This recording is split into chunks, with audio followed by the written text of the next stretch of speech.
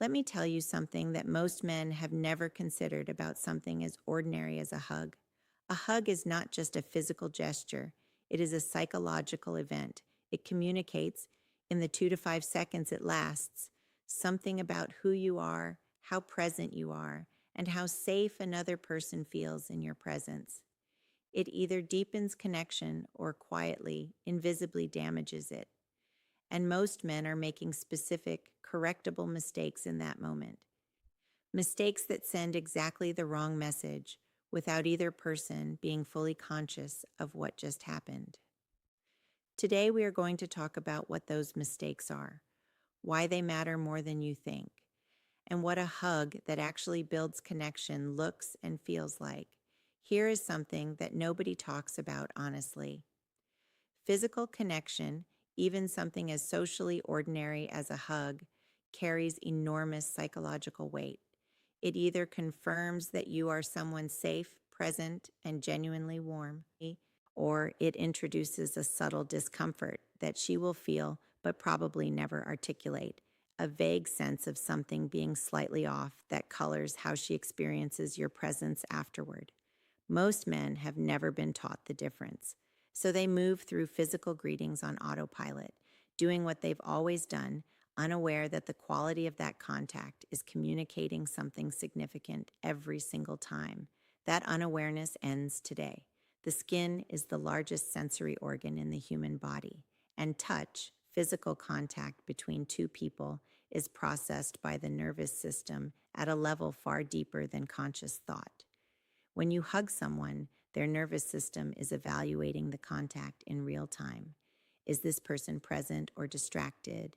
Is this contact genuine or performed? Does this feel safe or does something feel slightly wrong? Those evaluations happen in fractions of seconds, below the level of conscious analysis, and they produce felt responses that shape how a person experiences you.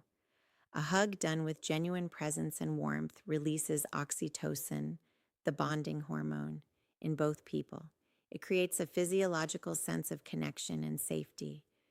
A hug done poorly, rushed, distracted, or physically awkward produces the opposite, a subtle activation of guardedness that the person may not be able to name but will definitely feel. Understanding this raises the stakes appropriately. A hug is not nothing. It is a significant moment of physical communication. Treat it accordingly. The most common mistake men make when hugging someone they care about is treating it like a checkbox, a social obligation to be completed and move past as quickly as possible. The rushed hug, the one where you're already pulling away before the contact has fully landed, communicates something specific and damaging. It says, I am not fully here. This contact is a formality, not a genuine expression of warmth. She feels that, even if she never articulates it, even if she smiles and continues the conversation normally, her nervous system registered the absence. The hug that was technically present but emotionally empty. Give it time, not awkwardly long, but long enough to be real, long enough for both of you to actually arrive in the moment of contact before it ends. That extra second or two is the difference between a hug that connects and one that simply occurs. This is closely related to the last point, but distinct enough to deserve its own conversation. Hugging someone while simultaneously thinking about something else, while mentally still in the conversation you just left, while half checking your phone, while your attention is already on whatever comes next, is one of the most subtle but most felt forms of physical disconnection available. Physical contact without emotional presence is not connection. It is the form of connection without the substance. And the human nervous system, particularly in women who are generally more attuned to emotional nuance, detects that absence immediately. Before you hug someone you care about, arrive.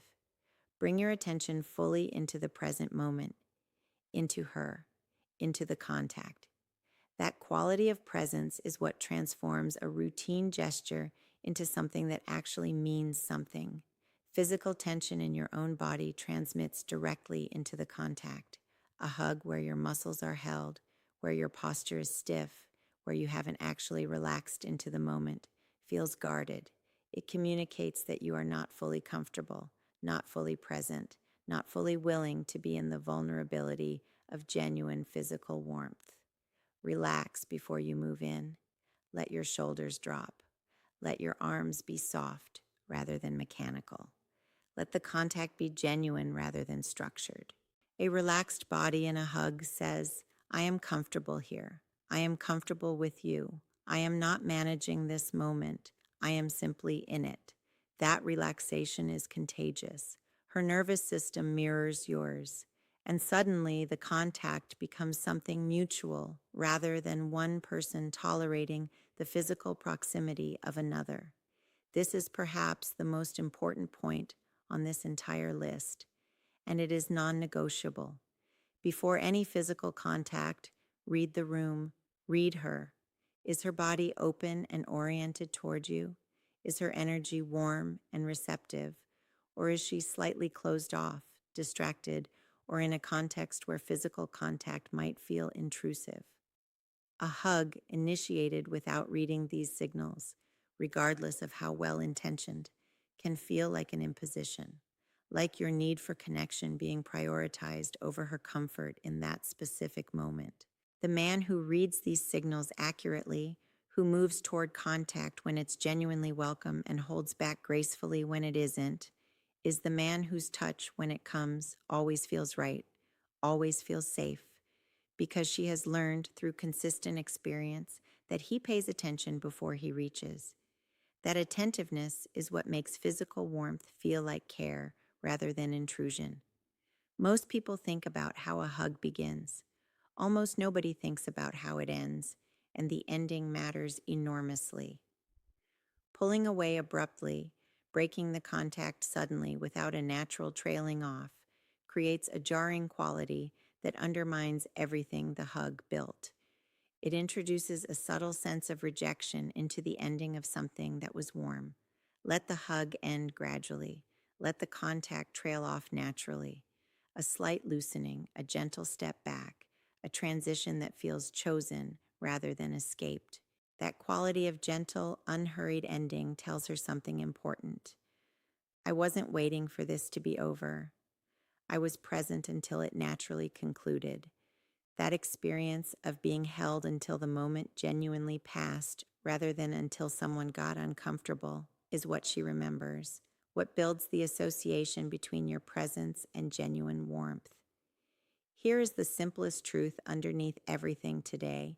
The quality of your physical presence, even in something as brief and ordinary as a hug, communicates your character more honestly than almost anything you could say.